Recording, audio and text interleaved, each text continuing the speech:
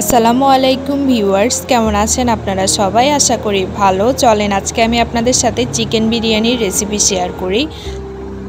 তো যাই হোক, প্রথমে হচ্ছে একটা প্যান নিয়েছি, তারপরে এখানে হচ্ছে পরিমাণ মতো সয়াবিন তেল দিয়ে দিচ্ছি, তারপরে পেঁয়াজ কুচি দিয়ে দিচ্ছি।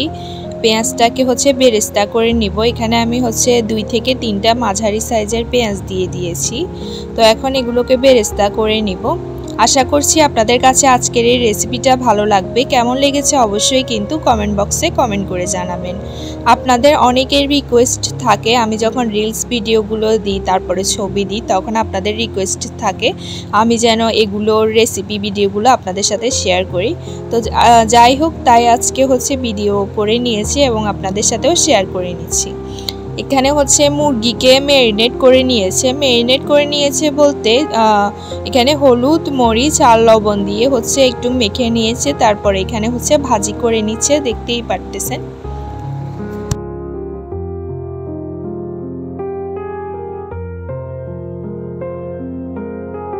মাংসটা যখন একবারে ভাজি হয়ে আসবে, তার মধ্যে হচ্ছে এখানে রসুন বাটা, তারপর বিরিয়ানি মশলা আর হচ্ছে এখানে অল্প একটু পরিমাণ মতো পেঁয়াজ দিয়ে দিয়েছে। আর তারপরে হচ্ছে এখন এখানে আদা বাটা, তারপরে হচ্ছে লবণ, হালকা একটু হলুদের গুঁড়ো আর হচ্ছে জিরা ধনিয়ার গুঁড়ো দিয়ে দিবে।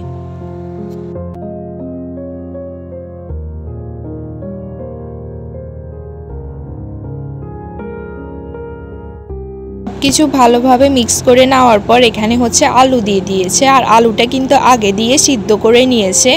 এমনিতে দিলে আলুটা একটু শক্ত থাকে, যার কারণে আলুটা সিদ্ধ করে তারপর দিয়ে দিয়েছে। এখানে এখন সব কিছু ভালোভাবে মিক্স করে নিচ্ছে। তারপর এখানে হচ্ছে এখন টমেটো সস দিয়ে দিচ্ছে পরিমাণ মতো।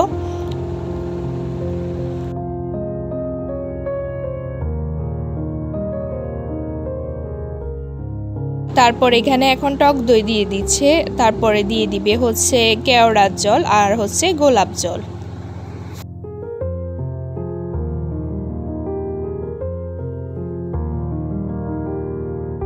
তারপরে মাংসগুলোকে এখন উঠিয়ে নিবে একটা পাতিলের মধ্যে। তারপরে এখানে যে তেলগুলো ছিল ওখানে হচ্ছে পোলাও চাল দিয়ে দিয়েছে। দেওয়ার পরে এখন হচ্ছে চালটাকে একটু ভাজি করে নিবে। তারপরে পোলাও চালটা যখন ভাজি হয়ে আসবে তখন এখানে হচ্ছে পরিমাণ মতো পানি দিয়ে দিয়েছে।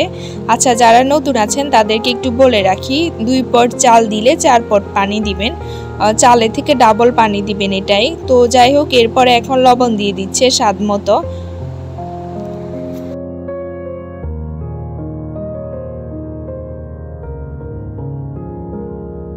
তারপর এখানে বিরিয়ানি মশলা যেটা বাকি অংশ ছিল সবগুলো দিয়ে দিচ্ছে। দেওয়ার পরে হচ্ছে এখন এই তো দেখতেই পারতেছেন